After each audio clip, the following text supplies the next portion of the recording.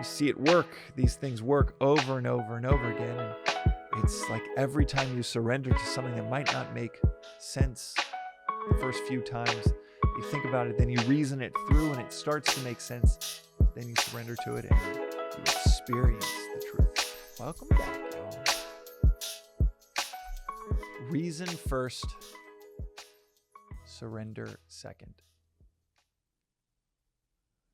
I was listening to a lecture recently and heard that phrasing in one of the contrasts of Vedanta. This is Sarvapriyananda, and a lecture that he gave where he highlighted the contrast of Vedanta from other world traditions. In the philosophical side of things, you can easily find many traditions that are around questioning. This philosophy has 3 daily practices. Swami at the ashram that I link to in all of the show notes that you can go check out. Check out the lectures directly from the ashram. But Swami Parthasarathi will talk so often about question everything, don't take anything for granted, and study, reflect daily. That's the 3 practices. Question everything, the first daily practice of this philosophy. That is a through line with many philosophical traditions. The unexamined life is not worth living, so to speak. But within religious traditions that discuss spirituality, a lot of times questioning is not just left out in the daily practices, it's left out to dry. It is actively, some traditions, actively discouraged. I know growing up in Dallas, Texas, as a Roman Catholic, it was almost a weekly refrain of, we can't understand the mystery of the Lord. Lord works in mysterious ways. Questioning or trying to understand it, using the power of our capacity to reason. It's more or less told as a useless faculty. You see, within Vedanta, we're told to reason first. Don't check your capacity to reason at the door. Bring it, and maybe the first few years, it is just utilizing that capacity to analyze. Is any of this true to my experience? Does this make sense? Even if it is different from what the world says, or it's somewhat paradoxical, is it true?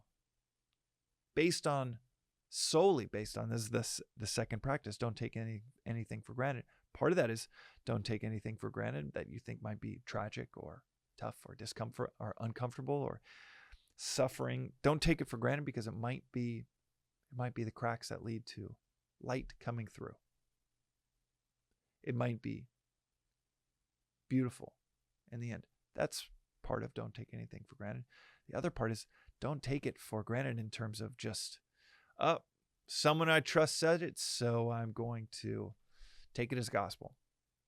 Copy and paste what someone I revere has said emphatically. That's probably true. Don't let anything pass through these years without the lens of our own rational, analytical reasoning, accepting or rejecting it. Reason first, surrender second. After years of reasoning and feeling like, this actually does sound like the most accurate way to articulate what is happening around me, my experience of life to date, how it all works. The power of that is through reason.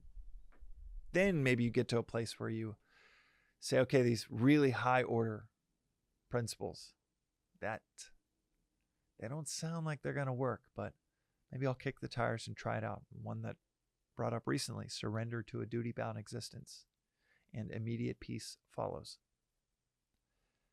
That's quite directly in the line of surrender. Maybe you leave that one on the shelf for years and years. Then you try it out. Okay, for the next week, I'm just going to, maybe for the next 2 hours, I'm just going to completely surrender to a duty or obligation that I know has been nagging on me, that I know I need to pay attention to or execute or Maybe it's reach out to people and ask them, how can I help you? I'm free this afternoon. Or when I get home from work at 5, whatever you want, try it out. And see if immediate peace follows. And you see it work. These things work over and over and over again. And it's like every time you surrender to something that might not make sense the first few times that you think about it, then you reason it through and it starts to make sense. Then you surrender to it and you experience the truth. You don't just hear it or understand it conceptually as true. You experience, holy hell. That describes the path to peace in a way that the world has never described it, and it worked so much better than anything I've tried to date. Like that principle, for example, surrender to a duty-bound existence and immediate peace follows.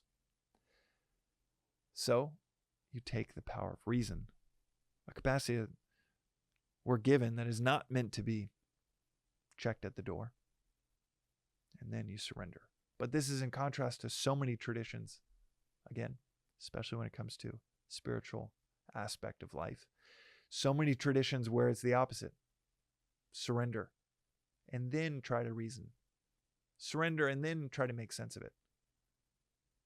I mean, as a growing up Catholic, you're confirmed when you're still a child, basically.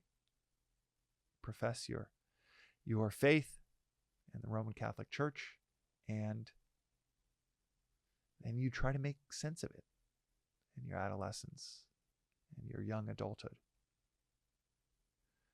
Sadly, conventional approaches to any type of mass religion, it's very, very hard to make sense of it. And when you do, it is like, I always think about you can look up the maps that we used to use to triangulate and navigating the oceans. We used to use a geocentric view of the universe, where Earth was at the center of the solar system and the center of the universe. And the math kind of worked, but it was insanely complex. For how all of the different planets rotate around us, how the sun would move around us, it was extremely complex. And then you have the revolutionary thought that maybe it's a heliocentric solar system, the sun at the center, and the Earth is not at the center.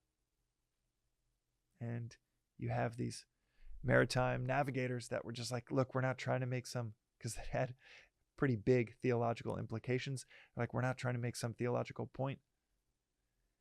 The math just works out to be so much simpler when we put the sun at the center of the solar system, not the Earth. Similarly, when you start from a place of reason, of understanding, then your understanding mapping to your experience. Maybe you can get there through checking your reason at the door and just going straight into surrender, and then trying to reason from there afterwards. But man, the math is just so much simpler when you have both reason and surrender. When the surrender just makes sense. When you're like, I could try other options, but this one just makes the most rational sense. Instead of, I'm going to surrender, I have no idea how or if this is going to work, and I just need to accept and have blind faith that it's going to work out. And then you have a whole lot of questioning all along the way, a whole bunch of doubts, and a community that doesn't satisfy those doubts, that just says, yeah, doubts totally exist, and I have a bunch of doubts too, and they're completely normal. And you end up with someone like Mother Teresa, that you get the diaries, the journal entries from her near the end of her life, where she's still battling so many doubts. And conversely, you have a tradition that really values reason. And you get 10 years in, 3 years in, 1 year in, and instead of doubts growing, conviction grows more and more based on your experience and based on your rational, analytical approach to both philosophy and to life. It's one of my favorite aspects of this philosophy. Question everything. Certainly anything that's being said by myself, the speaker, or anything that's read. Don't let anything pass through. Our own analytical capacity, our own capacity of analysis, rationale, and reasoning. Asking, is this true? Does this map to my experience? That is today's reflection on the Daily Vedantic. We'll see you next time.